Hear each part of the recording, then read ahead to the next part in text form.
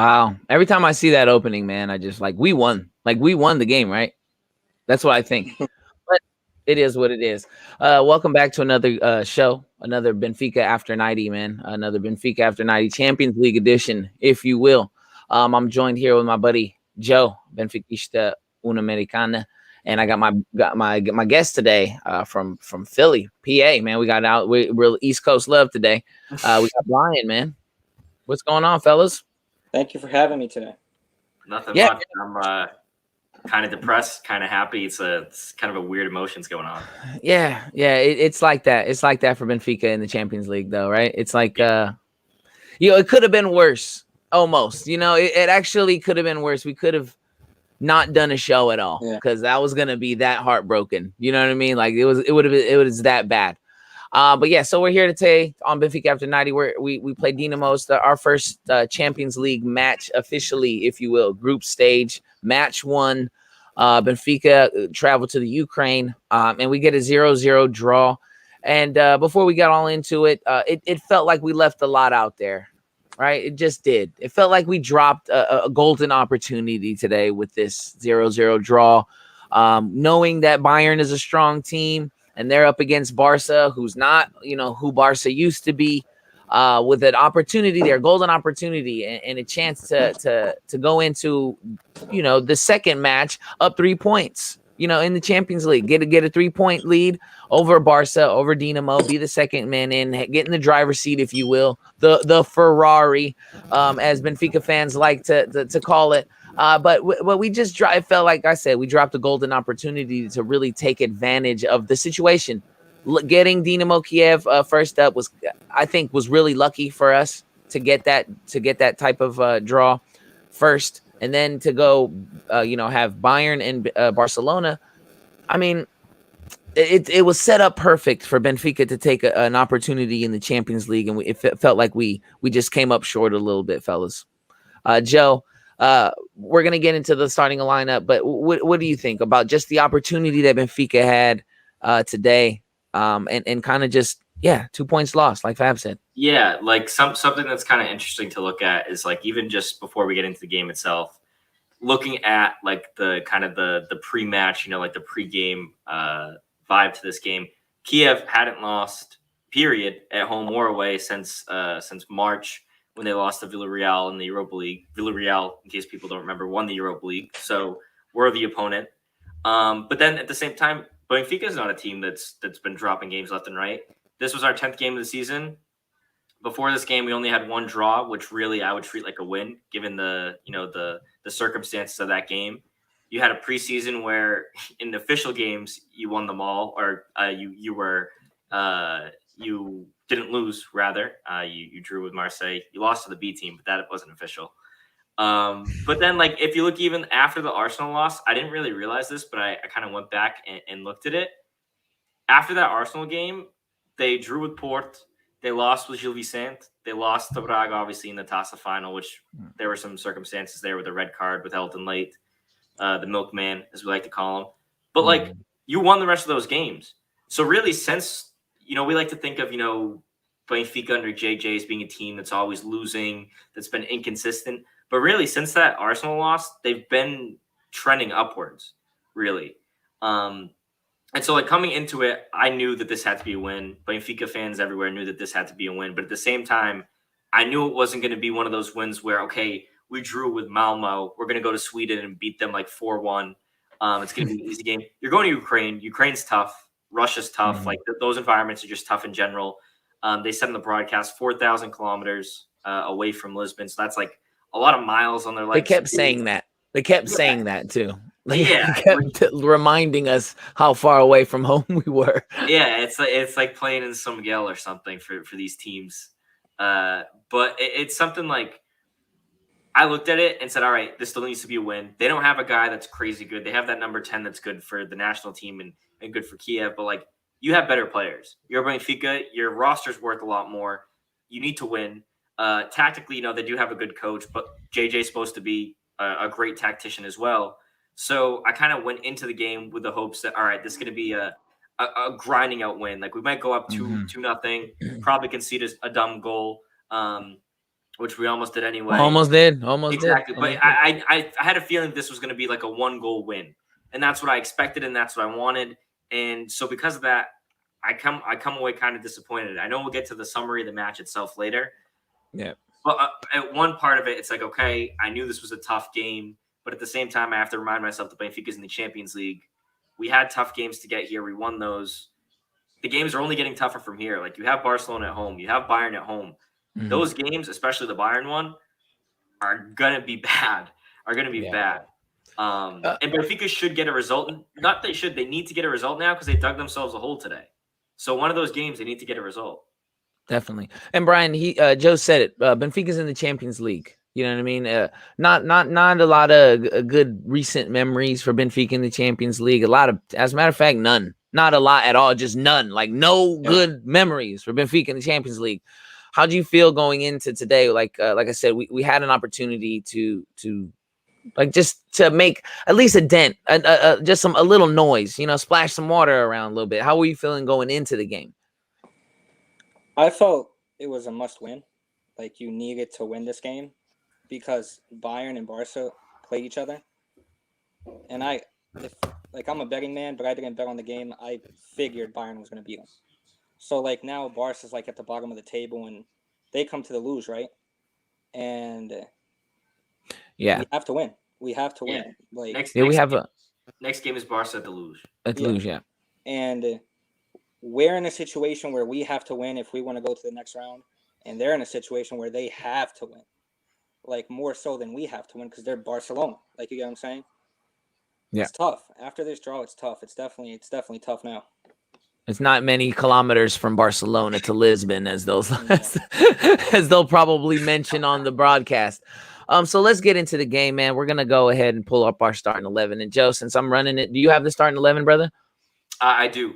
Okay, I'm gonna run Mario's beautiful production. You know how he is. We're gonna get into this 11.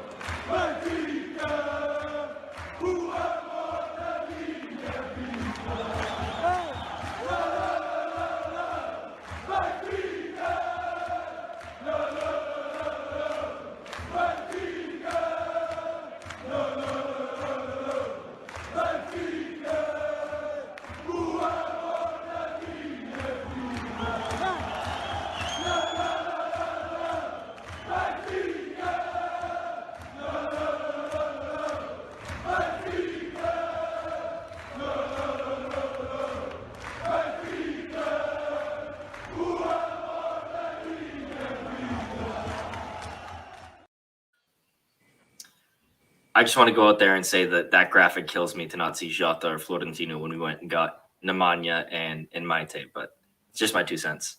You want me to go ahead and run with the While that was playing, I was thinking that anytime if we had a bad game, that Mario could just put blank cards out there. Like, nobody was fucking good. We had nobody on the team. These are the guys who showed up today. These are the guys. Yeah, it was one. Just do the one guy that we thought he played his ass off, and no one else was on the fucking pitch. But yeah, go ahead. Ring that 11 off. Yeah, so at the back, we had Odysseus Flacodimas. Great game from him. We played in the 3-4-3 formation, which Melo loves so much. Oh, yeah.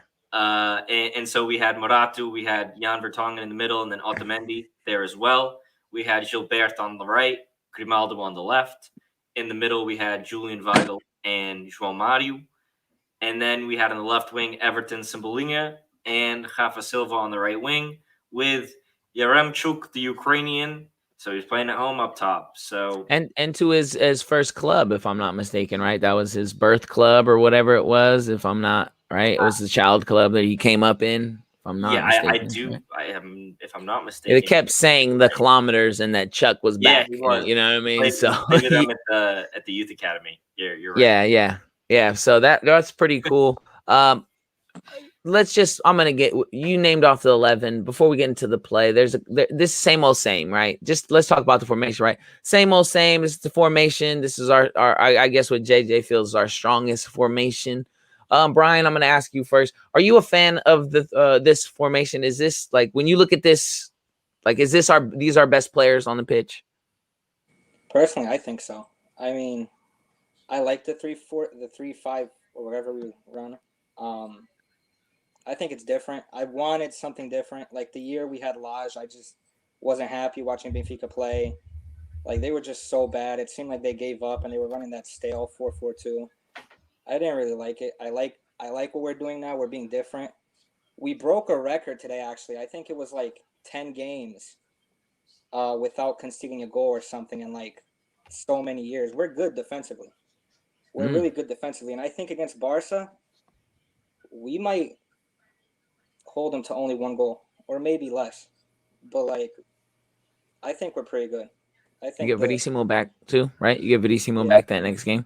But Monato's been pretty fucking good, guys. he's I good. mean, not going forward, Joe. I see you a little bit not going forward, but defensively, he's a bull, man. But actually, today, one of the things that I was going to comment on was with him. You could tell that he was nervous, and it was because like when he receives balls, typically he's like pretty, he's pretty calm to settle the ball. Every single time he settled the ball today, he needed 2 touches. Like Yeah. it was classic rookie, like those rookie vibes you see in like the NFL and stuff, where a guy will kind of like bobble the ball a couple times. But I was really happy with him actually coming forward, Melo, in the sense that he was good with reading plays and breaking up some plays.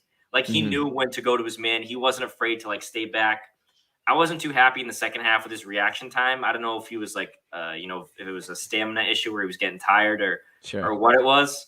But I mean, it also helps when you're next to 2 absolute brick walls with Otamendi and Vertonghen.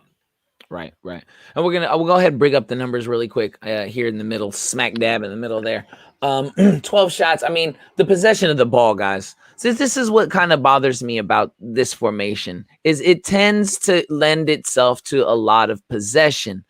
But when you have a lone striker, sometimes it's like sometimes when I see Chuck, it's like just him.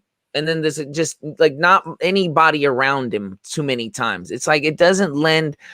For me, it doesn't lend in an attacking, like, yes, defensively we're great. We haven't given any goals, but fuck, we didn't score a goal against Dynamo. Like, it just bothers me a little bit, right? Like, it just feels like there's too much space with one guy up there, and JJ has been trying to find that one striker, the one guy who can, to play that matador role, but it seems like. I don't know. Maybe I'm looking into it too much. You know what I mean? I think it's tough when you have Chuk, who's like relatively young to the team. He's still learning the system in the league, so he was never going to come off and just score so many goals. And then you have Everton, who's just non-existent, and then Alpha, who can't finish. So like, where are our goals coming from? But the thing is, when I saw this formation, Melo, like you kind of spoke to the formation and how you don't like it. In big games, like in a Champions League game, in hindsight, I'll say I wasn't a fan of it. I think we should have been more attacking just because you saw the way that they played in the whole game. They just let us come at them. They were totally fine sitting in their own half and seeing if we could break them down.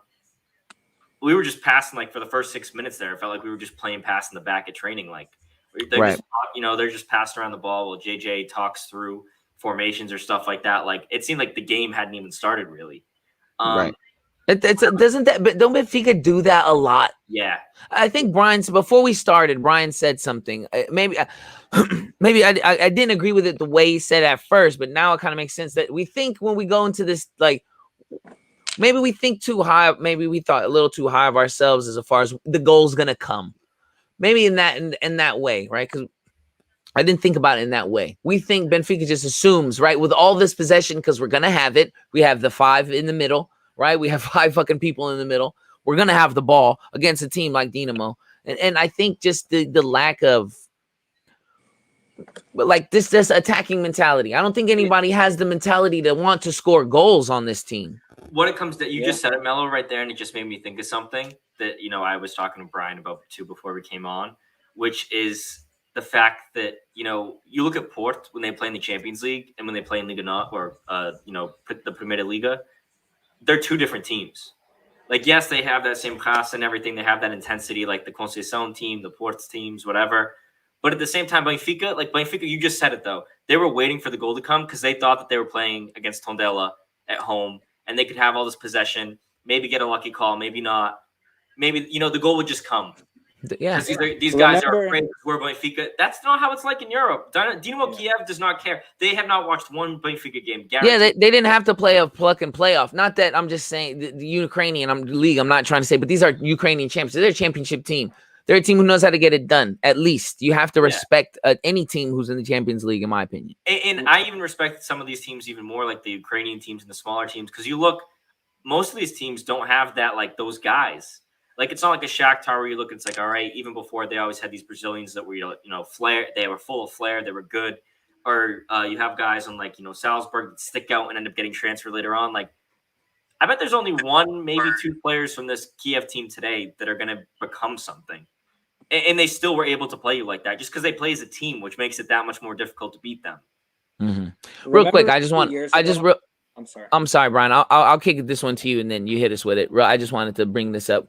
Enclosure said we already lost this. The game we needed to win was this one. Now it's all gone. We're not going to win against Bayern or Barca. Imagine Ukrainian team does an upset. We go last again. I think a draw with Barca's loss. I think that's too panicky. I just want to because I seen that and because I'm trying to go through the comments and the visuals, but I think today, even though we left a lot, I think it's not time to jump off the boat yet. And let's jump into the game because there are some good build-up plays that happened in the first half that could have resulted in a goal. I know Chuck had a nice shot that he could have made. Everton whiffed on one. Brian, real quick, I want you to. I hope you didn't forget your thought. I hope you get back to that thought. But Benfica's first half. Let's just get into the game real quick. Benfica's first half. We have. I wish Mario was here almost so he could bring up the first half stats for me. I don't have the first half stats, but I do have like the highlights if you want to run by those. Yeah, we could do it. Yeah, if you want to run by that because I thought just Benfica left a little bit out. And that's why maybe they thought in the second half that goal was going to come.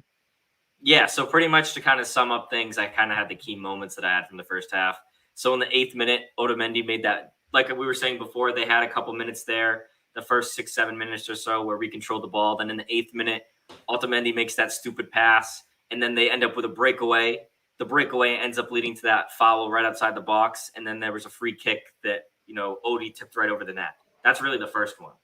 That we made that kind of mistake, and you saw right then and there, all right, on the counterattack, these guys are dangerous because they're just sitting back. It's their only play. And then on the set pieces. So that was the first one. And then the next one, which really frustrated me, and Brian, I know you'll have something to say here, was in the 11th minute when Rafa had that one run where he had two defenders, kind of cuts in between them. Great play, ends up outside the 6, and then the ball just gets cleared because he doesn't know what to do with it. Like vintage Rafa. Like, what did you think about that, Brian? What did that play make you feel? It was just like more of the same old usual from him, like just from our forwards. Like they just don't know what to do when they get to the final third. Like it's either pass to the side or pass to the back or take a shot and it gets deflected off the defender, or it's just nonsense. Like nonsense. That's all I can say. It's just nonsense. Yeah. Melo, you have anything to add? Rafa is like this. He's like, what's the word? He's like an anomaly. He's an like enigma. He is an enigma. That's the word. It's like there he goes. Oh shit. And then it's like again, there he goes. It's like Speedy Gonzalez, but Speedy Gonzalez at least finished. You know what I mean? At least he got the cheese, got it back to the crib. You know what I mean? Like one thing that I absolutely despise, it's when like Rafa goes on those runs. So he'll like go on a breakaway, and you're just like, oh, there he goes, and then you know what's gonna happen next. He's gonna get sandwiched by two defenders, and you're just like, bro, pass the damn ball. What are you doing? I just hate that. You know what, too? I think, real quick, I'm sorry, Joe. I think, too, what Rafa, the problem is that he outruns everyone. So when he gets to the spot, he's all alone. And it's like, it's a little frustrating because sometimes I'm thinking, like, when you're somebody's teammate and you see somebody make that run, how fast do you think that you will have to run to get to where Rafa at least halfway is. Just halfway. Give me a little bit more effort going forward. You know, while you're watching this fucking guy sprint down the field, he's gonna stop. And then like I said, they know. If we know, Chuck already knows. Like he's gonna fuck it up. You know what I mean? He's gonna fuck it up. Like I need to get there. There was a play in the second half where João Mário literally kind of put his arms up. It was we'll get to it later, but when Rafa had the one-on-one with the goalie pretty much, and then it got blocked. You literally saw like when the ball went up in the air, João Mário's arms were like this because he's like, at Sporting, Bots would have put that in the back of the net. We would have been up 1-0. Like he was literally playing the alternate reality in his head because he's not used to this, and I don't blame him. He's a baller. Right. João Mário, he's a baller. Oh yeah, I mean he's unreal. But kind of moving forward, with the rest of the first half, because there's a ton of stuff to touch on here.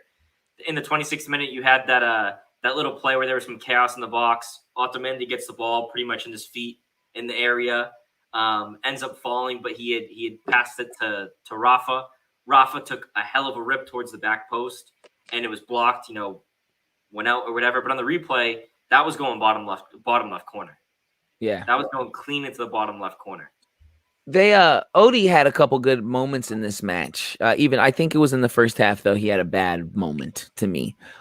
I'm not going to shit on Vladi. Vladi saves us. There are many times where Vladi has saved us plenty of times. But there are moments where I'm watching him and I'm like, what the fuck are you doing? I don't know if it's going to show this in the highlights, but there's a moment where Kiev is coming down. Otamendi is beat. Like he's not like by only a couple inches, right? And instead of Vladi kind of taking that ball off his feet, which I thought he would have done, right? If he did it clean, there would have been no penalty, nothing like that. But instead, he kind of like backs up into the goal and gives the striker space. And in that moment, like I'm panicking myself, and I'm like, he's gonna get it past you. We were lucky that was in the first half, and that comes pretty much right after. We were lucky that guy just didn't know what to do with the ball. Do with the ball. If he did, that's a goal. If that's Depay, right there, that's a goal. And he could put it in that moment. He could put it almost wherever he wanted. Yeah. Odie saved our asses today. Yes, I agree. But there are little moments where he makes me panic. Like I get like we're lucky in some moments that we weren't playing, Bayern. It was a flash of the old Odie, kind of, where you were kind of worried when he was going to have that one mistake that game. Like he was solid all game, but then he'll have the one mistake, and typically it's that one that'll cost you a goal. We haven't really seen that Odie this season, but that was like a little flash. Oh, it'll come. If we wait long enough. If you wait, it'll come. You know that old saying: if you build it, it'll come. Yeah, if you wait long enough, Odie will fuck it up. But yeah, so this moment's actually probably the most frustrating moment of the whole match. 34th minute, there's a run into the box. Cebolinha has the ball, and there is a call for handball.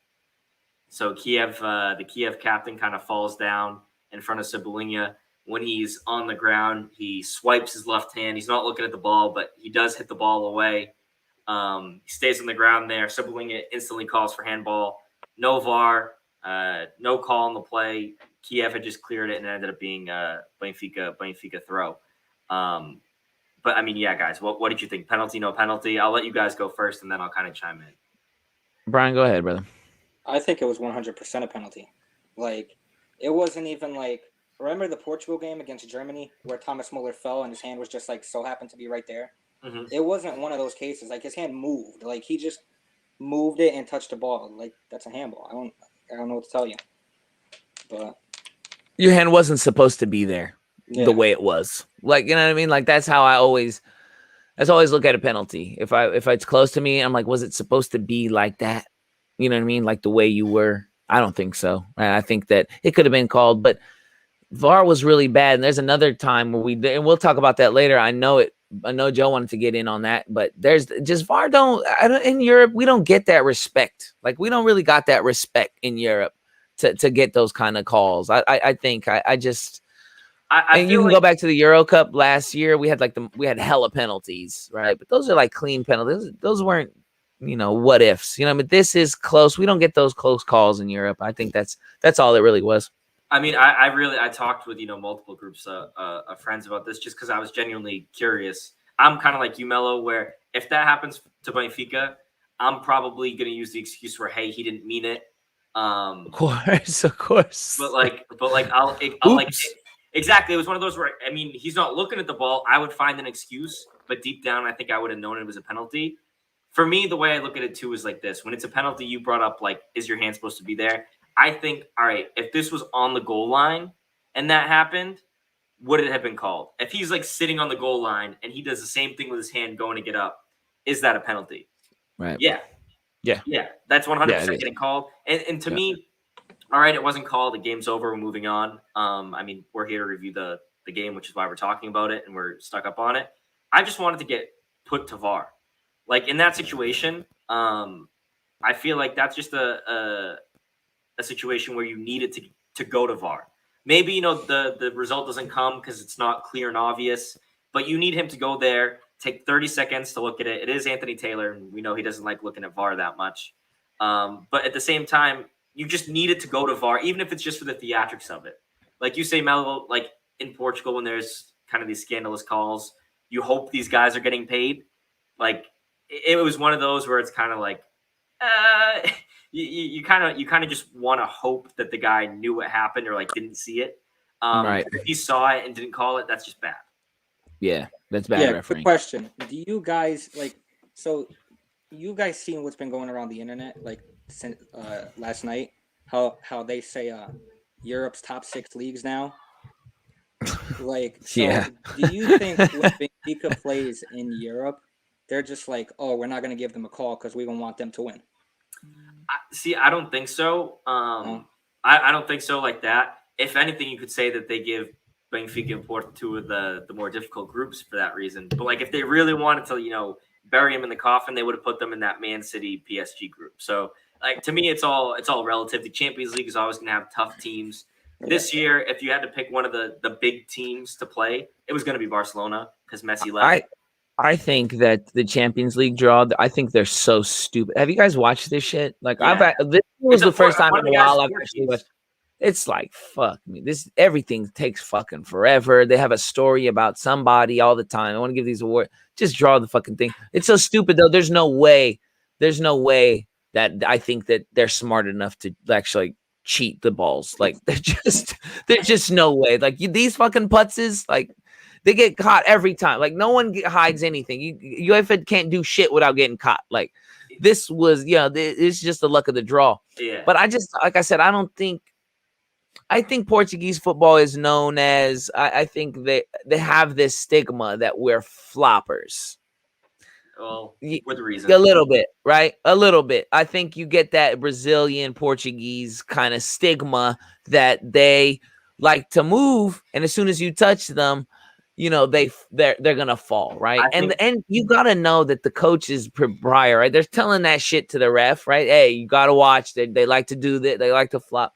To me, it's just a stigma that in my mind, that Portuguese footballers have or teams have, that we're soft on the shoulder. You know what I mean? We're soft on the touch, and I think it's bullshit. To me, I may be wrong. I don't know if you guys see it that way, but I just think that. I think that in Portugal, I think that refereeing is just terrible in general. Not in terms of just like the quality, but just how like the games are always focused around the refereeing. I'm not sure if you guys heard, but like the Passos de Ferreira game this weekend had French refs.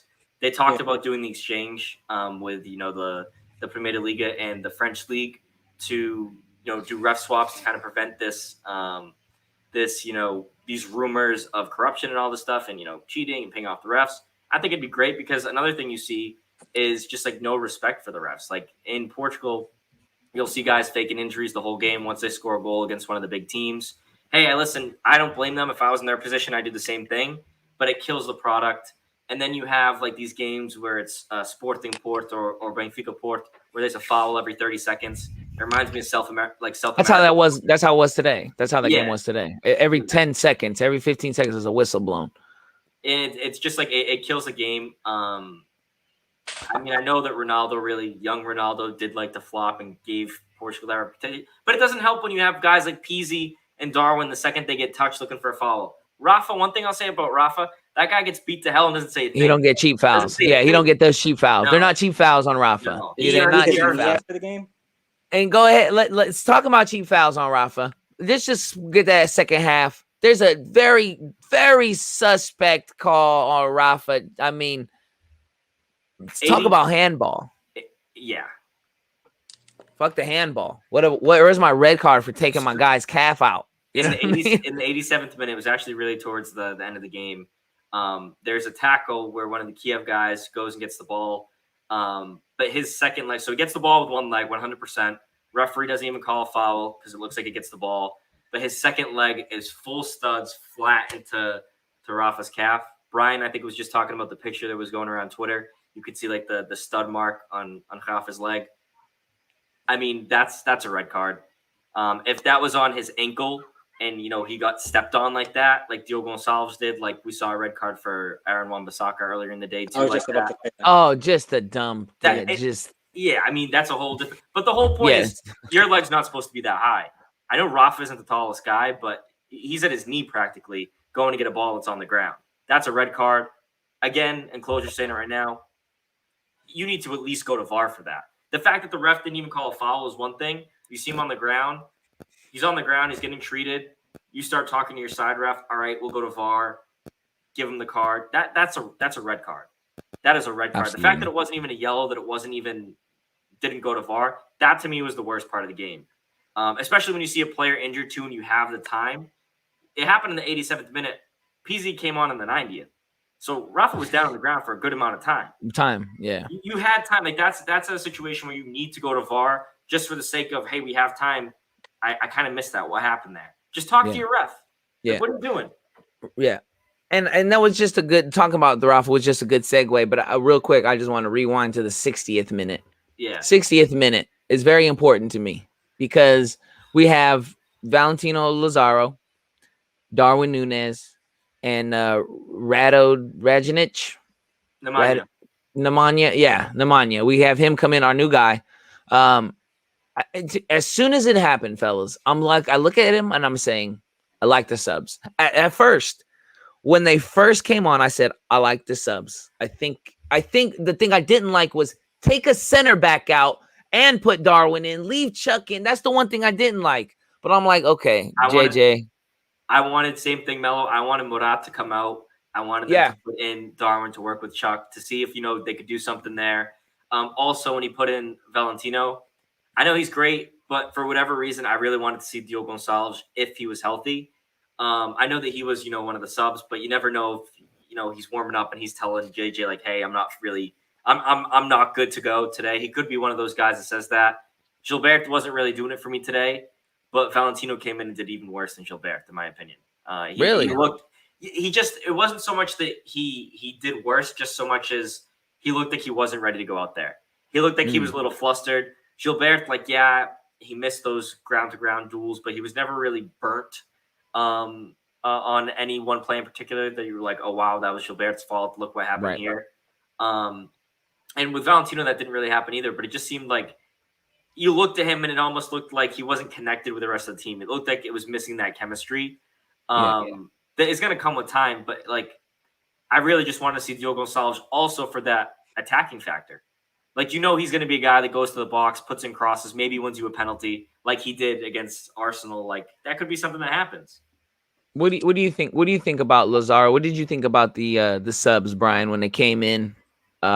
Looking at it from where we were at that time, a lot of possession. We're kind of heating up. We're making some chances right before we made those subs. We're getting into the box. Ron Mario was doing his thing a little bit there, and then we make those subs. What did you think about him initially?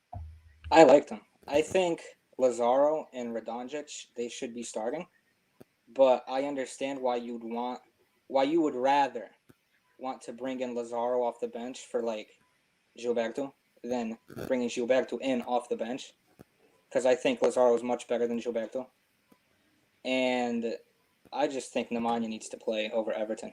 Everton is garbage.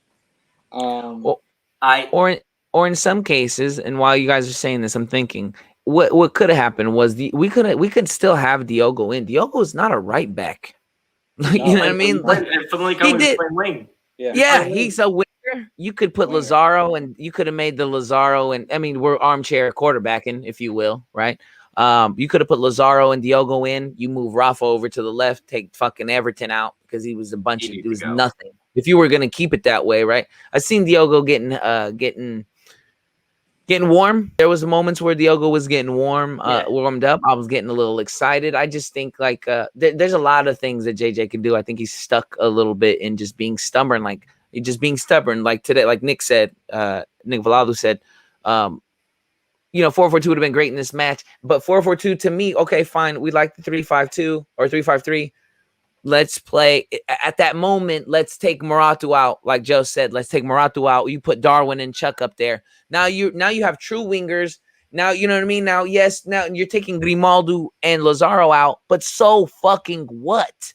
Like so what? I like Grimaldo. I'm a big fan of Grimaldo, but I can only watch him send so many crosses into the box before I'm losing my fucking mind. When I'm watching, it's just the same. It's the same play. Sometimes I think I'm not live. I have to go on my computer and shit and make sure that my shit didn't skip because I just saw the shit. You know what I mean? I'm like, am I live? Am I buffering? My shit just keeps buffering with Grimaldo sometimes on the offensive side of the ball. I don't understand. It's like Groundhog Day with him. But one of the things that I will say with the subs when Nemanja came on, I know he came. I'm pretty sure he came on in the Santa Clara match. I didn't get to see it that closely, so I'm not positive if he came on or not, but I believe he did. But the only time I'd really seen him play was against Portugal in that game where Ronaldo threw the armband in the qualifiers. He had both assists that game, exactly, which was right. There was no VAR in that game, which was no VAR. Portuguese, see the Portuguese. Don't fuck with us. We're not going to do that because you'll get me all riled up. But but pretty much like. I'd seen him there, and I was like, all right, this guy, he can play. We got him. That's pretty much the only experience I had with him. I liked him. This guy, I know, like, if you look at the goal point in the SOFA score ratings, he didn't I could pull that up right now. I'll pull that up right now for you. Go ahead. There it is right there. I think his rating was pretty poor if you see it. Yeah, it was 6.3 on SOFA score, which obviously it's a different scale. But, like, the guy, though, what he did was every time he got the ball, almost every time, he went to the net. Like, I looked at him, and I said, I even texted the chat, Melo, with you. I was like, this guy's going to win us a penalty because he's one of those guys that kind of dribbles almost a little bit too ahead of himself. Mm-hmm. So you just know that a defender is going to stick his leg in. He's going to get a touch last minute and win the penalty. Like, that's the type of guy I feel like he's going to be. He reminded me of Jota, which also made me really sad because everyone that knows me knows I'm a huge Jota fan.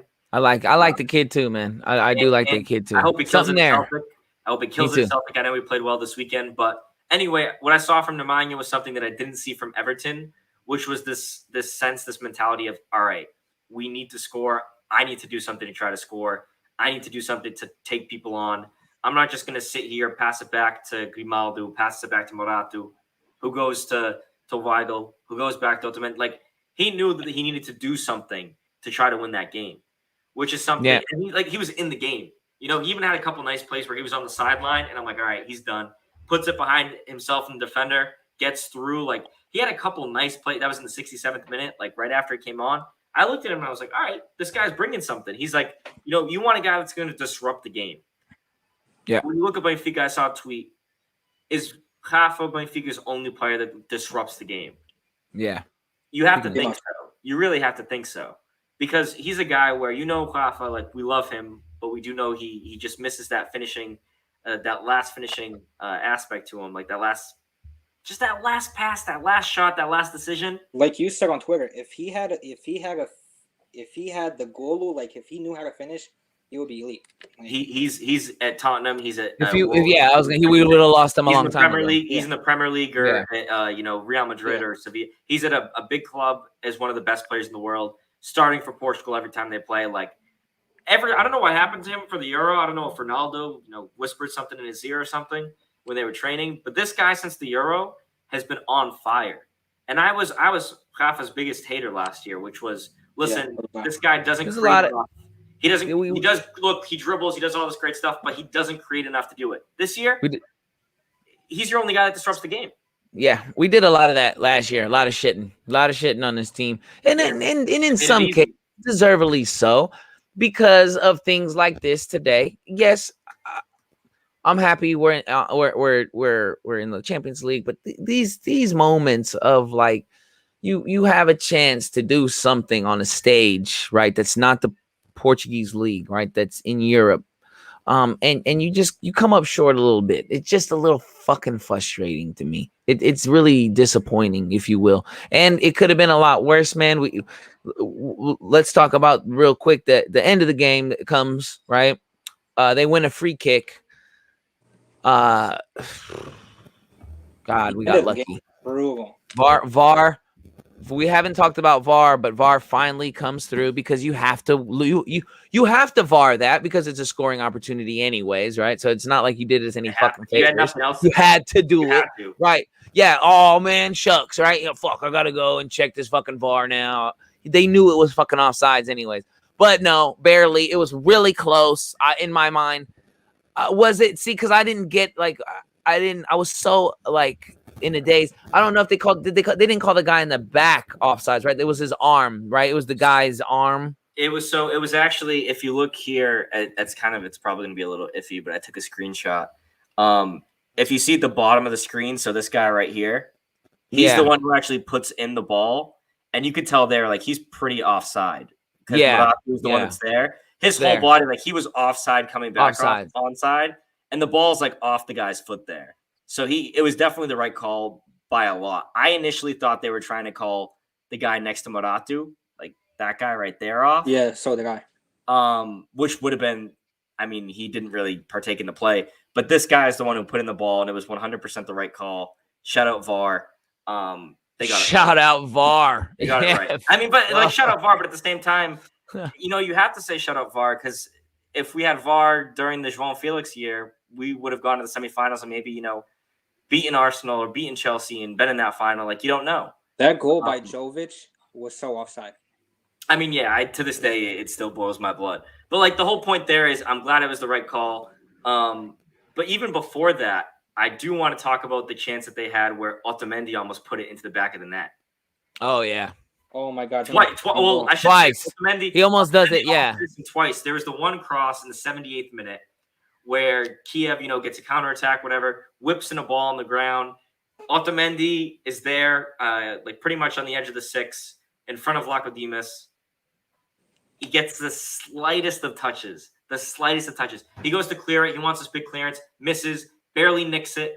The Kiev attacker behind him is like, oh my God, I can't believe the guy missed it. He doesn't get a foot on it. And Valentino ends up picking the ball and, going down. That could have been close. The one ball trickled off, too. There was another one where the ball trickles off to the left of the post. Well, he hits the post. He hits the post.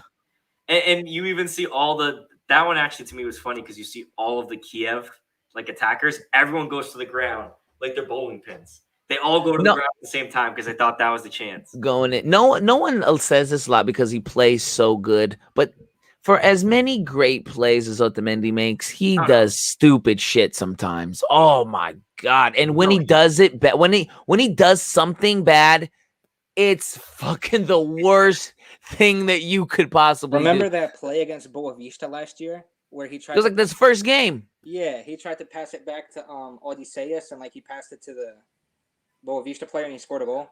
I remember he did get a red card in his first match with Benfica or some shit like that. Like it was like it was one of the first games where he got a red, but the Boavista game was where Rodrigo, one of our guys, then chipped Lacodimus, and that was a game that. Yeah, it was Maritimo, not Boavista. That's why we bought him because he chipped. I was flipping out, and he just had a couple of weeks there where he was just so suspect. People were calling him what was that game that people used to play, Among Us, where like they were saying that he was the imposter, like all these jokes. It was hilarious because it was true. So there's his numbers. I just put them up on us real quick. As far as where he was, his map was pretty. I mean, that's pretty weird.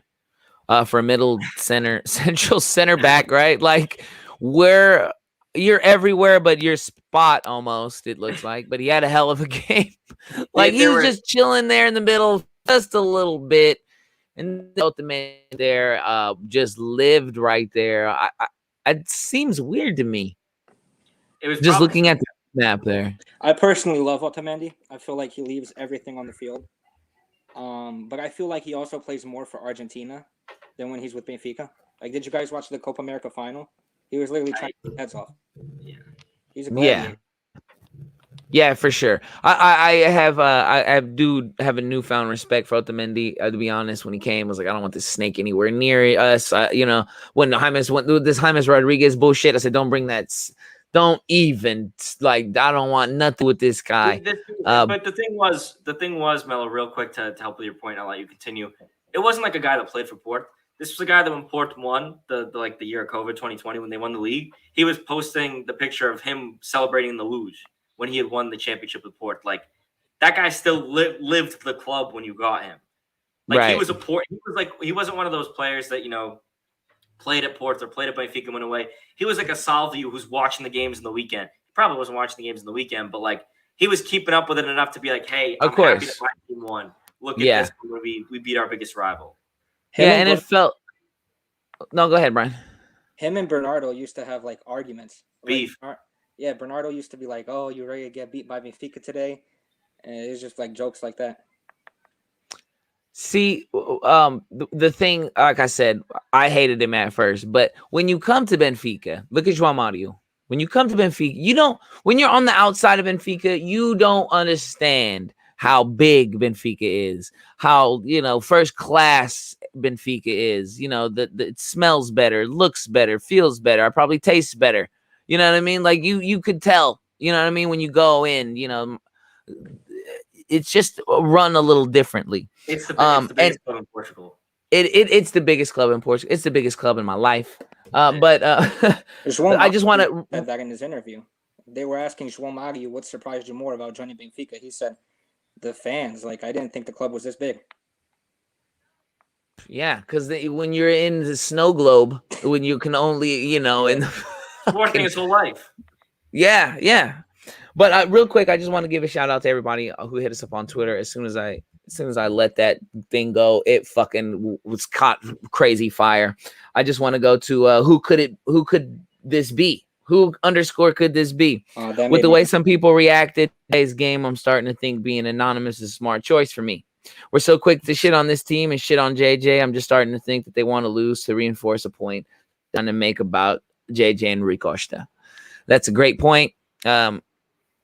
I love Rui Costa. I don't care. I think sometimes as Benfica, we think that we really got, that it's our business because we are part of the club and we, I'm a socio. Now I'm new, but Mario's been a socio for about 70 years now, and there's a lot of guys who have been socios, passed on from generation who got and you live so much for the club. And you go to the games, you feel like I'm going to go out there. I'm picking in the lines, I'm just going to be out there and just, but, shut the fuck up. You're ruining it for all the rest of us.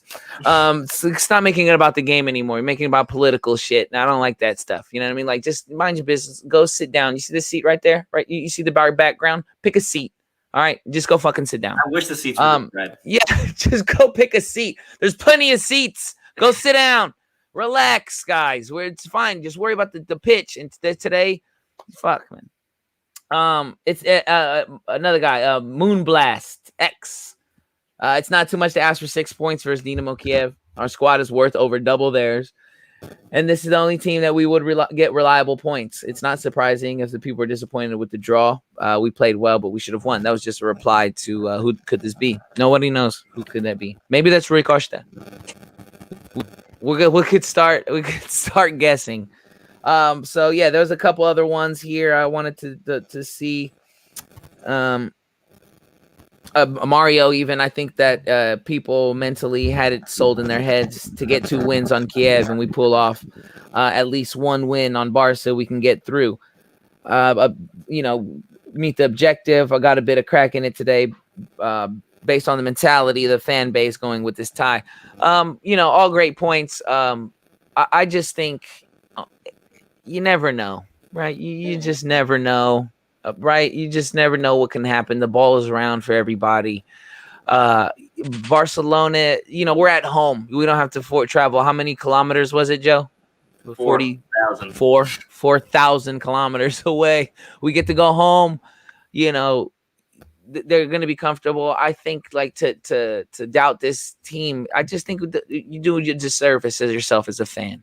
You know what I mean? You take the fun out of the game, you know, to look forward to the game, right? I think that's what we did a lot last year, was we kind of took our excitement out of waiting for the game. I think as a Benfica fan, like I said, some of the funnest shit, right? So that week leading up to the game, they should be filled with, you know, we're going to whoop your ass and things like that. And when it doesn't go our way, you know, we tend as fans, as fanatics, that's the word for fan, right?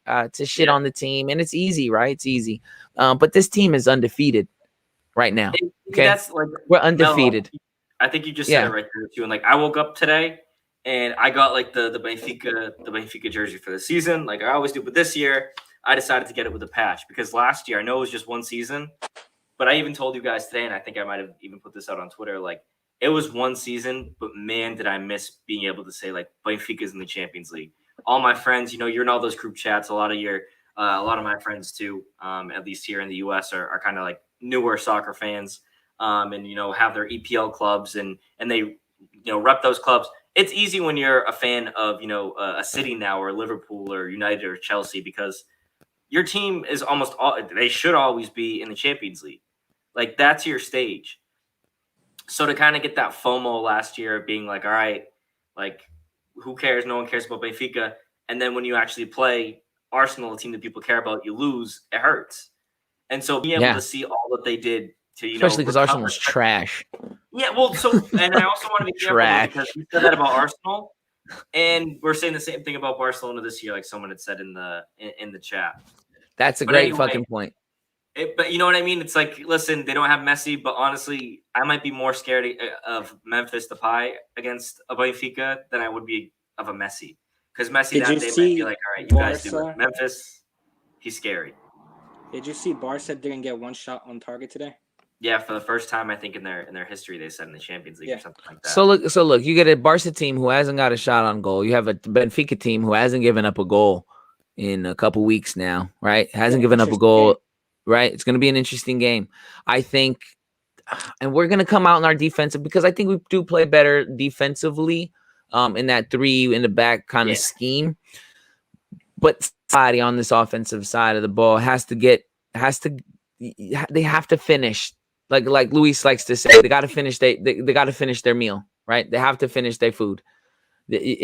Barcelona is not a defensive fucking powerhouse anymore. You know, Carlos Puyol is not walking through the fucking door. Okay, he's not.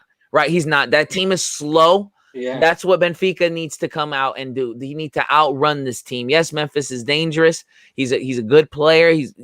I thought a couple seasons ago that we could have even bought him on the low. I don't know why we never even tried. I was like, yo, he's out there, you know what I mean, for low. But the wages in Portugal make it hard for us to sign. We look at it like, oh, you can go get him for 10 mil, right? But then you got to pay him, you know, 10 mil. And exactly, right? You got to pay him 10 and 5, right? So it's like, holy shit, you know, that's why. But I think going into this next game against Barcelona, who do we got next in the league? Let me pull it up right here. Boavista. How's Boavista before you have Boavista now. Boavista's 5th. Boavista's in 5th place with 8 points. Okay, top 5 team right now. And then we play bum-ass Vitória Guimarães. But Guimarães, keep in mind, Guimarães is like a really, really tough team to score against. I think they've given up maybe 2 goals or 1 goal, but I think it's given up 3 all season, just to give you that picture. But Guimarães also is a team that doesn't really score much, doesn't really concede, so they're tough. I remember last year Benfica fans were saying that we should have sacked JJ and went and got Peppa. And I'm just like, oh my God, this guy Peppa is trash. Peppa the song or Peppa the coach? Peppa the coach. Peppa Pig, yeah, right. All right, so this about that time we get into Mario's favorite part of the show. We'll get into the player of the match, man of the match, release of the match. Let's do it.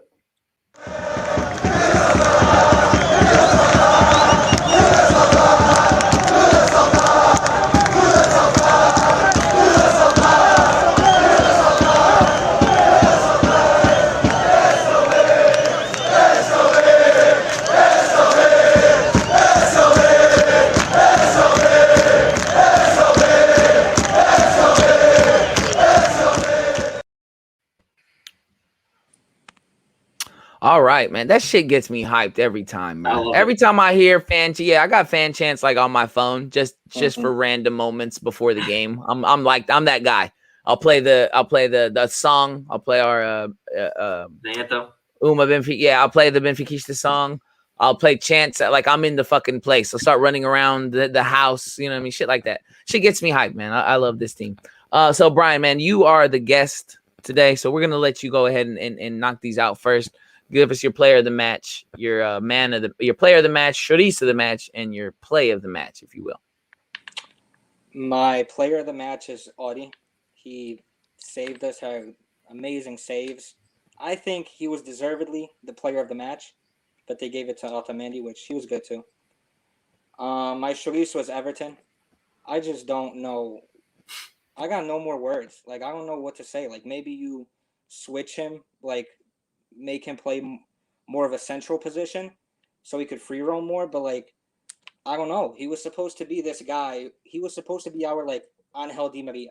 Like, another one of those players who was just polarizing. Like, he would just come in, score a lot of goals, make defenders cry. It's just, he hasn't done that. And I'm over him. Play of the match. I think, I don't know. I think Odysseus' free kick save in the first half, because that should have been a goal. That was a great save. That's a good pick. That's a good pick. Melo, do you wanna go next? Yeah, I'll echo a little bit what Brian said. The Chorizo of the match, Everton. I just think the amount of time he has the ball at his feet to mount to nothing is just kind of alarming to me. I don't think he's got the Portuguese game yet. I don't know if it's the team. I don't know if it's the league. You know what I mean? I don't know what it is, but I know that there's something there. I just don't think he's, I just don't want to wait for a whole year. I know there's something there. He's a good fucking player. I just don't want to wait all year for him to get hot. You know what I mean? That's the kind of player he is. He's got to get hot. You know what I mean? And someone made a good point on Twitter yesterday. They said Luis Diaz, it took him 3 years to get used to the Portuguese game. And like Luis Diaz, he's probably is he even used? I don't even think he's used to the Portuguese league still to this day. I think that guy's just fast. Though. He's good. He is a baller for his country. When I see him play for Porto, to me, I just like, when he's playing for the country, I'm like, yes, this guy. Do you see the bicycle kick he fucking made versus Brazil? Like, I'm like, and then there were I don't know who that guy is. That third place. Yeah, my buddy's like, doesn't that guy play for Porto? I was like, that guy doesn't play for Porto, but yeah, he does. I was like, the guy that we watching don't play for Porto, but yeah, I guess Luis Diaz does play for Porto because he was on fire that whole fucking tournament. Like I said, the guy's fast. In the beginning of FIFA, I'll play with him because he's like 94 speed, right? I'll play with what I got, but I just don't think in the Portuguese league. I still don't think I don't know. I don't want to talk about them, but Everton. If it takes 3 years, I don't think we got 3 years. I don't think Benfica has 3 years for this guy to. No. But I could be wrong.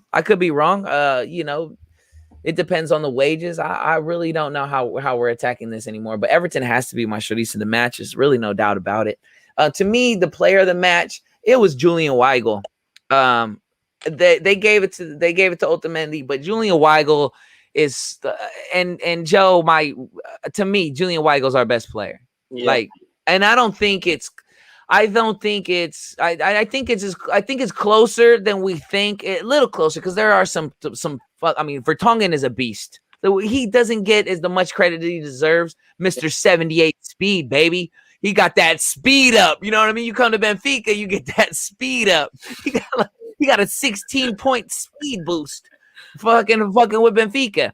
But Vertonghen is a guy that no, I'm not hating I'm not hating on Odie, man, because he's got my play of the match too. I'm giving him my play of the match.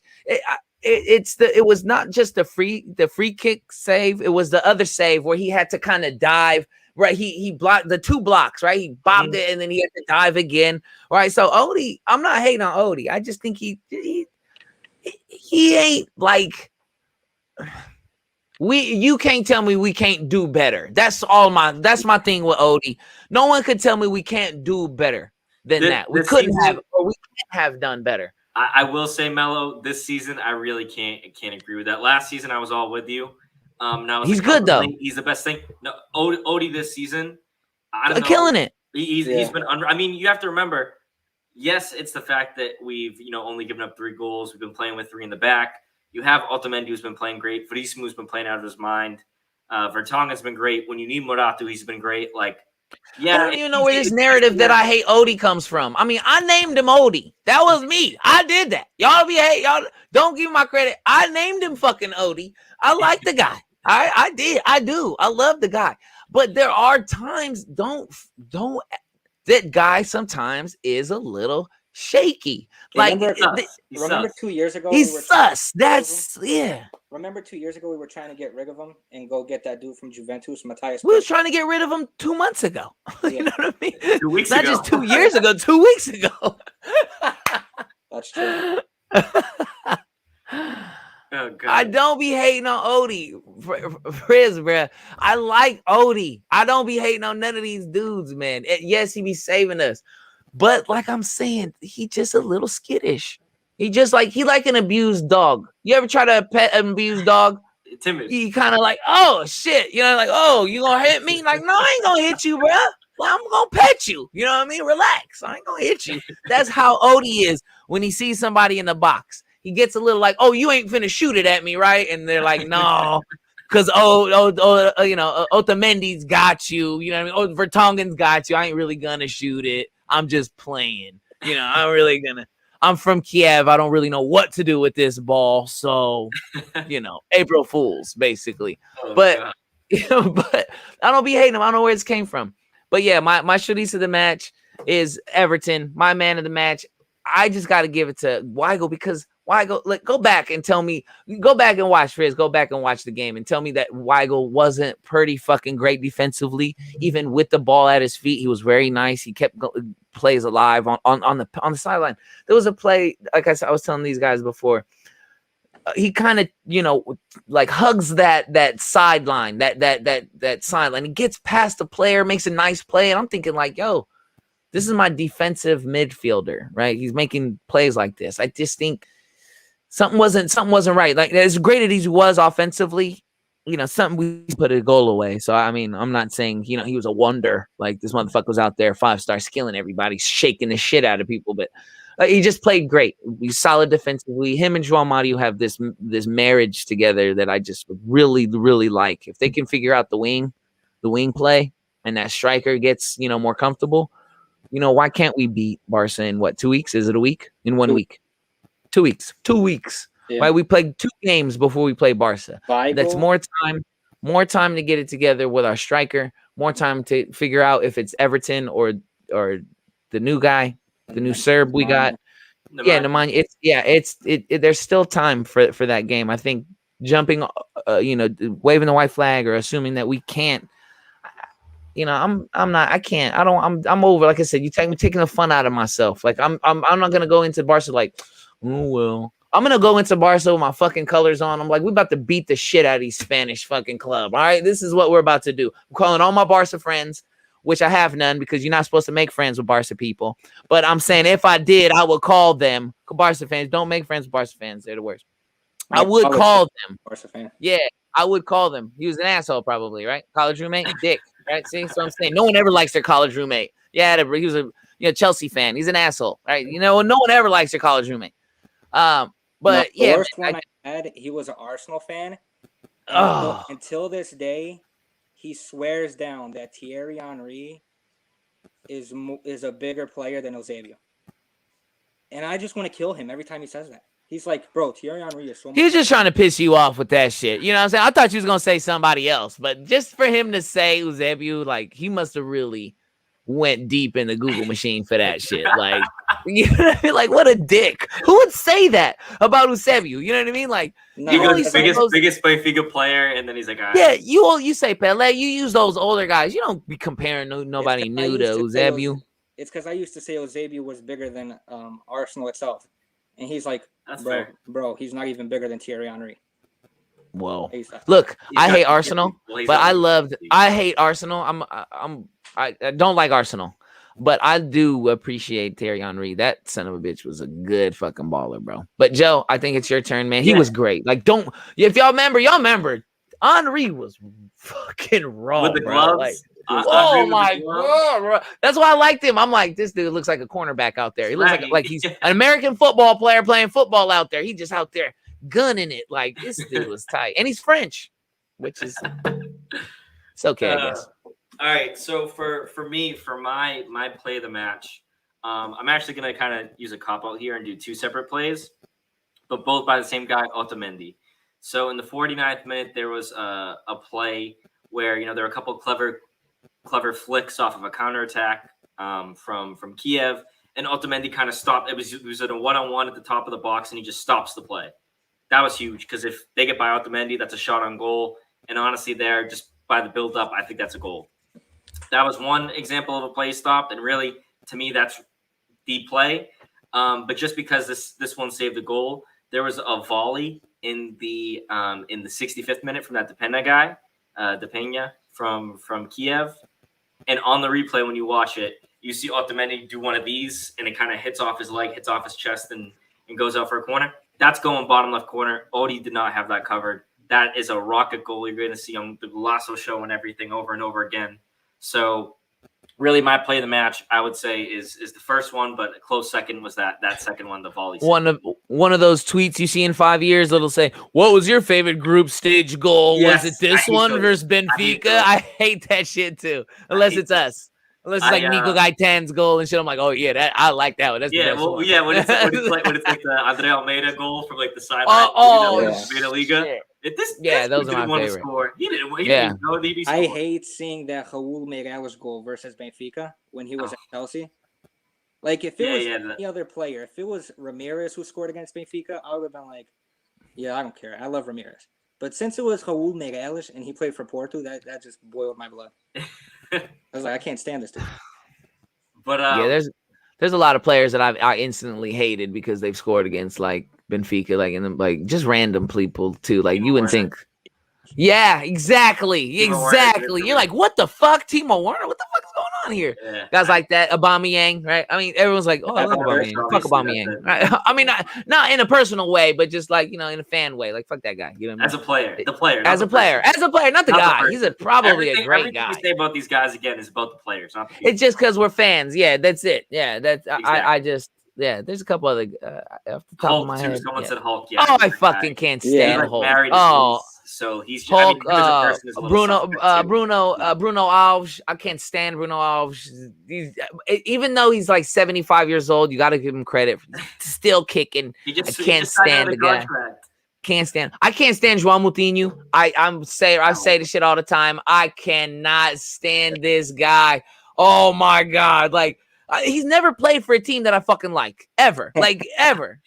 And I don't really even like the Wolves. Like, sure, it's cute. You guys got a bunch of Portuguese players, but that ain't got nothing to do with me. You know what I mean? Like, y'all still gonna try to take 3 points from the team that I like, so I ain't fucking with y'all. But it's Sporting, and then he goes to Porto, and then they do so good. And did you guys see? I hate him. Annoying. Did you guys see that player from Benfica's B team? He just signed a contract a couple months ago, and everybody thought he was going to leave. What's his name? Ronaldo Camará. Yeah. He went on Instagram, and he was like, João Moutinho is the best Portuguese midfielder of the 21st century. I was like... you get that loud pack from you? No. Mine makes you smart. Mine don't make you say weird shit like that. He's definitely consistent. A weirdo. Like, I wouldn't put him over Deku. I wouldn't put him over Rui Costa, who still played in the early 2000s. I definitely wouldn't put him over Deco, and that's one guy I don't really care for either. Yeah. But I like the Portuguese thing. It's what's so funny is when you watch the Portuguese team. It's like sometimes you're like I hate this guy. When Otavio put that jersey on. I just can't take the shit seriously anymore. As soon as Otavio started playing for the Portuguese national team, I checked out. I'm done. I can't take the shit seriously anymore. Obviously, y'all don't take the shit seriously because Jesus Christ. You know what's so funny? I remember a couple years ago when I found out Sergio Oliveira was Portuguese. I always thought he was Brazilian. I said this on the show before. I was like, what the fuck is this guy doing here? I was like, well, then my buddy's like, dude, he's Portuguese. I was like, get the fuck out of here. No, he's not. Is he? He's Brazilian. This guy's Brazilian. Yeah. Like I don't mind Lietzen. I didn't mind Lietzen. Yeah, I didn't either. I didn't mind him. There's a lot of guys. Simão, of course. I love Simão. But this is a great segue into my my shitties of the match. Well, we're getting into players that we kind of sorry. Just to finish this off. For me today, it was, as much as I don't want to give it to him, it was Chuck. Which I know it's not strictly on Chuck. And he's a guy that's, gotten a lot of love on Twitter, not a lot of hate. But it's just like the link up play isn't there, which I know isn't on him. But even there were like a couple, just like it seems like the guy wasn't even there. It seems like we were playing Man City, we were playing like the old Chelsea, like with no number 9. And Brian, you said that, or Melo, one of you guys said that, he came in and he wasn't really, he's young, he's new to the league. This is his first like real challenge, playing in like a top 6 league or whatever. So this is like his real first challenge. But for me, it's like, I don't know, man. I didn't read that much into it. For Ukraine in the Euro, this guy was good. In general, like, I'm going to be stereotypical here. Those Russians, those Ukrainians, they don't listen to the noise. They're there to kill. Like, they're just cold-blooded. And I thought he was going to be one of those guys that says, like, I score a goal, and, like, that's it. Like, he was going to be like, I score a goal. Like, he was going to become a meme because he was one of those guys. Like, he's a caveman and shit. Yeah, like, I don't know if caveman. Anyone's hit the Seinfeld, like, the Ukraine is weak, like that guy on the train with Kramer playing Risk. But anyway, fuck, bro. Yes, bro. He's like, what did you say about the Ukraine? Like, what did you say about Ukraine? Yeah. He's like, yeah. He's like, you don't mess with Mario me. somewhere laughing his ass off. Exactly. But like for me, just he didn't do it today. But that being said, like honorable mention could go to Darwin or to anyone else who's going to come at striker, just because they weren't going to do anything either. I look at it too, Joe, real quick. I'm sorry. When you say Darwin, please do. You look at Chuck and Darwin though, and look. I'm not gonna shit on Darwin yet, but if you look at those guys, man, how can you not play those guys together? Like, look at him. Like, look at the size of these guys, right? And Darwin don't play his size. Let's be honest. He don't play his size. He plays like more of a. I can't even believe I'm gonna say this. He's more like a false 9. Like, he would rather get the ball and run with it and pass the ball. Like, he would rather connect than to score sometimes. You know what I mean? Like, this is how I look at it. No, 100%. That's how he plays. He thinks pass first. But if you look at the physique of both of them, they're both pretty physical. Chuck is a big Ukrainian powerhouse. This dude is he's big, a massive Uruguayan. Yeah, like they're both big guys. Like, why not throw these guys and let them feast? And then everyone else is small, so you kind of make up for that, right? So you have Rafa's little ass. You got, Everton's, they're all little. You let these motherfuckers run and you pass it to the big man. I'm a Laker fan. I grew up with Shaq and Kobe. You throw the ball into the post. Kobe, just throw the ball in there. He finna back him up. He finna slam every time. It's every time. 32 points a game. You know what I mean? Like, it's no doubt. Like, I'm not saying he's going to score 32 points a game, but maybe 32 goals a season, right? If you get your shit into the I really thought that Chuck could score that many goals. About this year. That's how he's going to come in and score. He's going to score 25, 30 goals. Easy. It's bothering me that I can't remember which game it was. I was just trying to look to see if I had it here. But there was one game that we had played last year against like Nacional or Maritimo or someone, where it was the one where Darwin kind of, was running in between 2 center backs and kind of just threw him behind and went and scored and like tapped. Oh, yeah. It was like, everyone's like, oh, it's a foul. Well, maybe it was a little bit of a foul, but that just showed he's a big guy. He's a big kid. He's fast. Brian was saying before, he likes him just like I do because he works hard. He runs hard. But I don't know if it's the link-up play or what it is. If it's the lone striker, again, Melo, I'd be interested in seeing a 4-4-2 with them up top. I feel like, though, if JJ plays a 4-4-2, Rafa's going to be one of those guys and kind of play him, you know what I mean, as an option there. Anyway, I like him. But today, for me, was Chuck. I also got excited because, there's a story. He's in his country. He knows the other team well. But he really didn't, he didn't stick out to me. He had that one strike that was great. The Kiev goal keeper did a great job. Yeah, that was a good shot. But aside from, and he actually had the leg save too. Chuck almost did score, so I do have to say that's true. The guy had the left leg save after Rafa had the little kind of turnaround in the box and gave it to Chuck. But man, aside from that one shot, and then like the strike that he had, he didn't do it for me. And that's again, this is to say, Everton was definitely my number one shooties of the match, but I couldn't do the same as you guys. Got it. No, I appreciate it. Yeah, I appreciate switching it up for us there, bro. Yeah. I really do. And then for my player of the match, someone in the comments said Darwin doesn't have a striker killer mentality. Man, my best memory of him was against Rangers, like in stoppage time. I think it was Weigl fed him a little through ball, and he went and he was just like, "I'm going to put this in the back of the net," and he did.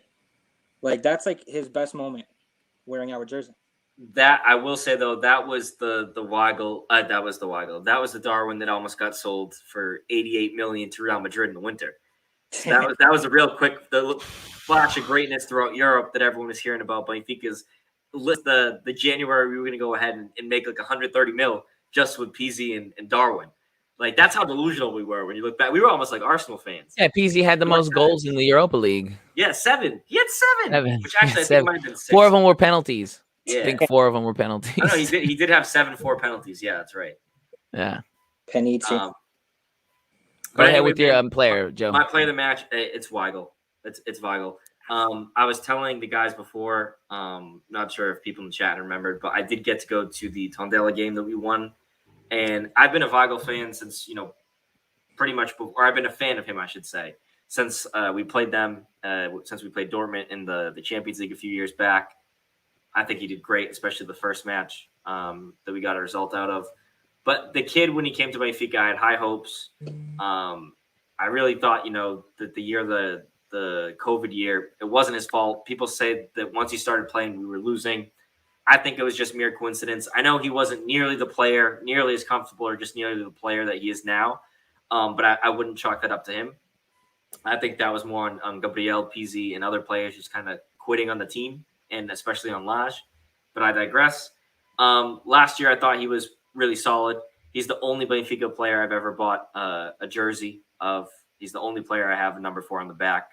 And when I watched him on that Tondela game when they came back and won, you could see the passion that guy played with. Like when they won, and he's the first one. I was telling Melo before, like you see him after every game he's posting on Instagram, and he's not like Grimaldo doing it for clout or Otamendi doing it because he's got like the tape on his wrist or something trying to show his style. Like Weigl literally loves this team, and it's really become his club. Like he lives and breathes for Benfica. You hear him say like all this stuff, like when they score, like vamos, like all this stuff. You love it. You love it. And today you saw more of that. He had that play to Rafa where he floated that through ball to him. Rafa just couldn't settle it. That could have been a goal. He had multiple plays where he was breaking up the plays in the midfield and starting counterattacks. I believe Chuck's strike that he had started off in a play like that. Like, this is coming from a guy, too. This is all talking about a guy who last year, everyone hated on him because all he does is pass the ball to the sides and to the back. Which, yeah, he does. Like, everyone talks about his pass. But this guy this year is totally different. I don't know if it's playing with João Mario or if it's just, him changing as a player and evolving. But he's looking to the kind of those passes in between the lines and looking to get up and really push the team forward. And that's why he's my player of the match. Just like he really didn't miss one today. There was not one play. Otamendi was great, but he had that play in the first half he gave away. In the second half, he almost scored on our own goal. Jan had some plays, like Marato had some plays. Everyone had some plays where they messed up. But I would love for you to try to go and find one where Weigl messed up. Like messed up that it hurt the team. Not a bad touch or something like that. Right. Like even the yellow card he got was but he was making smart fouls though. Smart fouls though. Yeah, that's what I mean. Yeah, it was Palhinha for Sporting. João Palhinha is a guy I love. I think he's a great fucking player, man. He's a great player and I admire him. And today, don't get me wrong, I know Sporting fans, if we have any to watch, I doubt it, but they'll say, no, he's nothing like Weigl, which is true. Totally different players. But today, Weigl played like he was Palhinha. He destroyed those plays in the midfield. He was looking for those balls forward. He was starting counterattacks. He wasn't afraid. The Weigl of last year would have gotten that ball to start a counterattack, and instead of starting the counterattack, would have looked to the side and then passed back to his left or right back. Like he's not starting that play last year. Now he is. So yeah, again, like Fab said there, he was doing the high press. And yeah, I'm really looking forward to kind of seeing more of that guy, because I do think when you win the league, which I think could be this year, personally, just with the team you have, I think there's no reason for you not to win the league, for you not to go deep in either to make the knockout stage or go deep in Europa. Winning the Taça, winning a Taça de Liga, Taça Portugal, even though I really don't care about the Taça de Liga. Like, he's going to be the face of that team when you win. When you think about, in a couple of years, oh, remember that Benfica team that won the Taça, or oh, that Benfica team that won the league, you're going to think, yeah, it was Weigl.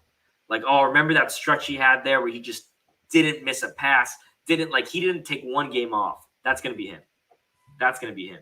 Do you guys think Weigl getting sold is inevitable? Yes. He's not. I would say it's inevitable just because you pay 20 mil, you can make 30. I think for a guy like him, they're looking for sure. 20, make 40, 45. Like, he's 45, yeah. And real quick, just touching on his accuracy today, 91% accuracy passes, 1 key pass, 1 cross, 6 long balls, 5. He's had 6 long balls, shots on target, no shots, double dribble attempts, 3 attempts, 3 succeeds. And I believe that groundles. Go ahead. I believe that key pass, Melo, just really quickly, if I'm not mistaken, was the ball in the 47th minute. You were saying Cebolinha kind of had that one shot that kind of just flopped at the net.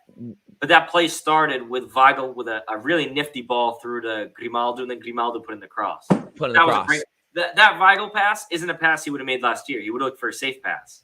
Right. You know what I mean? The one thing I'm looking at his numbers, did play great going forward because he played high press today. So there wasn't a lot of, the defenders did their job a lot, but as a center defensive mid, for you to only have 1 interception, like, golly, you're not cutting them lines, you're not cutting them lanes enough for me. Like, I'm just, because I'm so used to guys like Matic in the middle and guys like Fasia who used to cut those passing lanes off. But playing so high is not gonna allow Weigl to have that type of game today. But again, I've said it with him and João Mario. It's a great marriage. It's almost like you're comparing the Paulinho with João Mario kind of link up, right? It looks nice. It's easy, right? And João Mario is a very smart player, and they brought up Taarabt earlier. Taarabt disrupts. Yes, he disrupts, but I think he disrupts the flow of the game sometimes. Taarabt it's hard for me, Melo, like you were saying right now. Yeah, I responded. I think it was to Fabs or to someone in the chat. He disrupts, but he also disrupts defensively. To me, he just doesn't give enough to you. He's not the QPR player that he was. Listen, Taarabt, every game is guaranteed for a nutmeg or 2, but he's also goofy. He's also guaranteed. He's so fucking goofy. And it's like, but the guy also, he'll just make stupid passes, and you look at him, and it's like, why would you do that? I don't know why, but every time I think of Taarabt, I just see Taarabt doing it. Like, I don't know why. Like, he's just doing this. Like, every time I think of Taarabt, I'm like, this guy's weird, man. Like, every time he's like Squidward. That's who he fucking is. That's Taarabt. He's Squidward from SpongeBob, right? He's just a weird octopus, bro. If you just look bothers me sometimes. Like last year, I do have my stats from last year pulled up. When you're looking at he's playing the flute. When you're looking at the team, in terms of just all the strikers, when you're looking at all the midfielders, and I'm talking Taarabt, I'm talking Servi, I'm talking guys, all those guys, even Samaras, he played 30 minutes, but anyway, only Weigl had a lower goal involvement, so goal or assist per 90 minutes. He just doesn't do it for you. Yeah. Listen, I loved him too. I think, his whole persona and stuff is funny. I do think he's a good guy to have kind of at the team he seems like one of those old heads that's good. He's not easy the kind. He seems like a welcoming guy. He took Meite under his wing right away. He has the French connection there. He's French. I think I'd rather have Jetson every time. Oh no, but so here's the thing. So you bring that right, up, Brian? Every time. I take a Jetson. I take a Paulo Bernard on the B team 10 times out of 10. Listen, his ship has sailed. Valentino's he's never coming back. Yeah, Timo Luis is never coming back. No, exactly. But you know what? We said that shit. We said that shit last time. He went to Monaco. He didn't do anything at Monaco. Didn't do anything. Came right back. I don't It was know. a terrible loan, though. That's why. Like this I get loan, it. This loan is a good loan because he's gonna get some PT. I'm hoping. Yeah, that's what I'm hoping for. I just like last year. I have all the guys. Like I follow them all to see what's going on with them on their loans and stuff.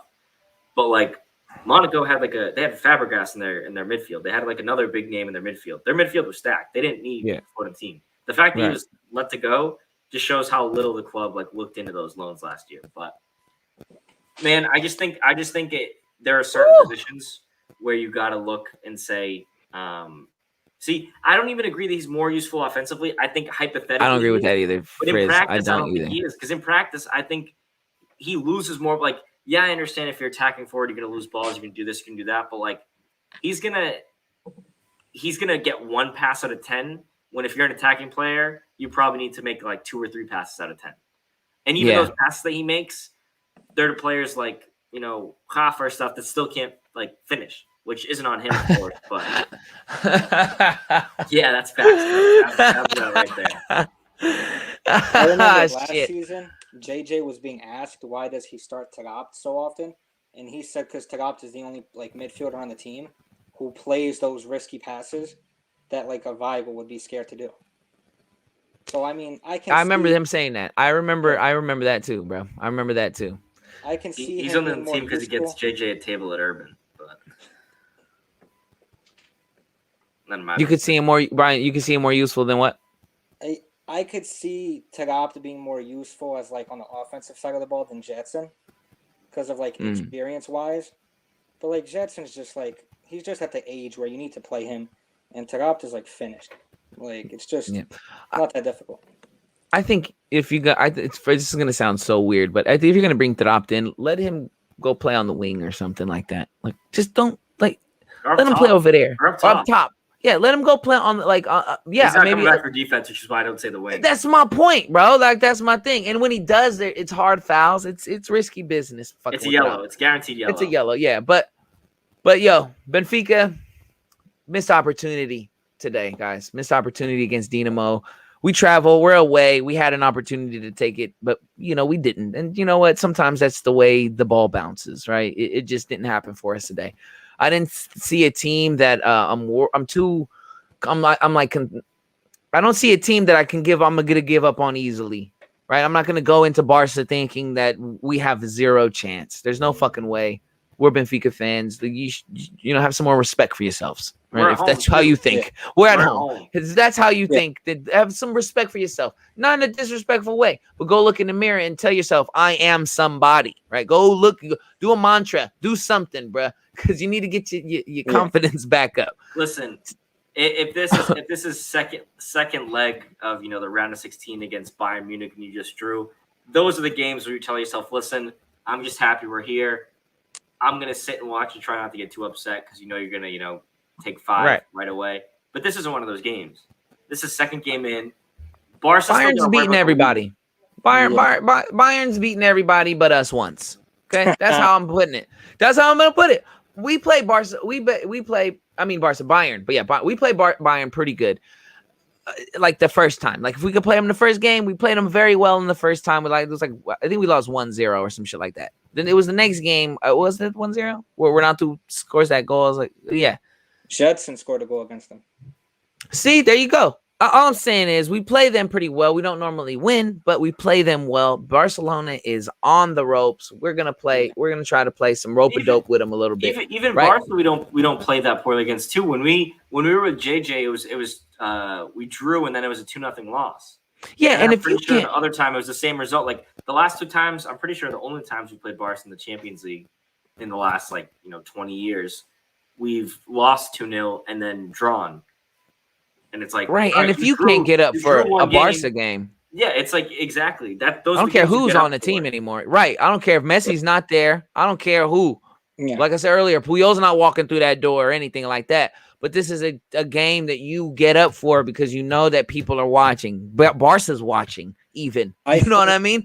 Weigl, you want to go? You want to play really hard in these European leagues? And Everton, you want to fucking move on with your career? Any of you guys want to do anything? These are the moments in your career where you do them.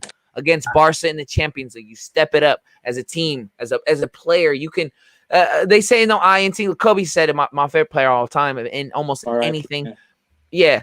Kobe said it. There ain't no I in team, but there's a fucking me. Okay. Sometimes there could be a me, and we need a me on this team. We need somebody with that Mamba mentality on this squad. And against Barcelona is when you fellas should do it. Yeah, is when you fellas should do it. I'll tell you what, man. These last 2 days, look, I'm a Raider fan. I watched that fucking crazy fucking Monday night game. I won twice, lost twice, then I won again. It was nuts. I said you could sum up my whole Raider life, bruh, since I was a little ass kid in that one game. That is the life of a Raider fan right there. Ups and downs, and you know, it's happy and fun at the end. You know what I mean? Because there's no one like Raider fans. That's Halloween every day. Then to go into this game, bro, my heart can't take this shit, man. So I'm lucky in 2 weeks we get a little break right now to prepare for Barcelona. We have Vitória Guimarães coming up. We have Boavista next. Boavista is a good team, top 5 team right now, right? I know it's early, but they're playing good soccer. Benfica can earn themselves some more confidence in these coming up games. Earn themselves some confidence. I also want to bring something up real quick, Melo. I just looked up Barcelona's schedule, something interesting. So they don't play just 2 games. They actually have 3 games before they play us. So they're pretty easy games. Granada, Cadiz, and then Cadiz away actually could be tough. And then Levante. But after they play us, a couple of days later, they're supposed to play Atletico Madrid. We could catch them on their laurels thinking they're already thinking of that Atletico game. Okay, this is Benfica. It's really not. Listen, we're probably going to beat them. If we don't beat them, we have the game at home. This is the type of game that you catch them by surprise. Yeah, they sit the pie down. They start thinking, you know, Coleman's out here saying that he's preparing them for the future. The team has a future. They don't get a shot on goal. Meanwhile, he's going to be thinking about how to beat Simeone. They got a future in the Spanish second league. With JJ, like fucking Barca ain't got no money. That's why they let Barca go. Barca let Barca go in the offseason. They let Barca go to France. So, all right, Barca's in France, guys. That's another thing. Barca's in France. Barca ain't in Spain right now. All right, what this team is they're a shell of themselves. They have great players, don't get me wrong, but guys like De Jong, this guy's slow. He's trash. I don't care what anyone says. Like they went and got this guy from Sevilla for no reason. So look, there's guys on Braithwaite. Is that what his name? Braithwaite. All right, I stand that guy. You're not gonna talk down to Braithwaite. He's a GOAT. I mean, compared to Depay. Who would you rather play?